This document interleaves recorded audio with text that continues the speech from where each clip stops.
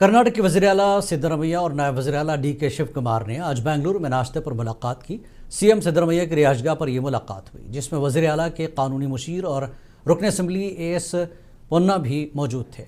इस मुलाकात के बाद दोनों ने मीडिया से बात की। हाईकमान के हुक्म पर यह मुलाकात हुई।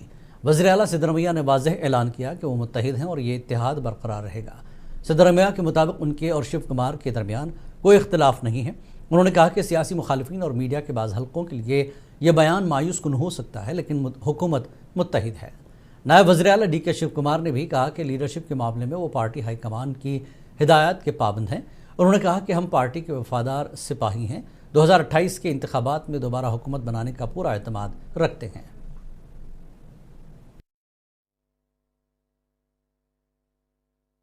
MLAಗಳು ಹೋಗಿದ್ದಾರೆ.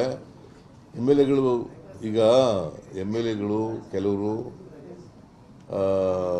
ಮಂತ್ರಿ ನಾನು ರೀಸಬಲ್ ಮಾಡ್ತೀನಿ ಅಂತ ಹೇಳಿದ್ನಲ್ಲ, ಅದಕ್ಕೋಸ್ಕರ ಹೋಗಿರ್ಬೋದು ಕೇಂದ್ರಕ್ಕೆ ಮಂತ್ರಿಗಳು ಮಾಡಿ ಅಂತ ಹೋಗಿರ್ಬೋದು. So it doesn't mean that they are against the leadership. They are not against the leader. ಕೆಲವರೆಲ್ಲ ಬಂದು ನನ್ನ ಜೊತೆ ಮಾತಾಡಿದ್ದಾರೆ.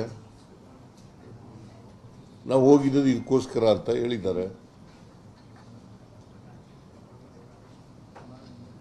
ಸೊ ಒಟ್ಟಾರೆಯಾಗಿ ನಾವು ಹೈಕಮಾಂಡು ಏನು ತೀರ್ಮಾನ ಕೊಡ್ತದೆ, ಏನು ಡೈರೆಕ್ಷನ್ ಕೊಡ್ತದೆ, ಏನು ಇನ್ಸ್ಟ್ರಕ್ಷನ್ ಕೊಡ್ತದೆ, ಆ ರೀತಿಯಾಗಿ ಮಾಡ್ಕೊಂಡು ಹೋಗ್ತೀವಿ.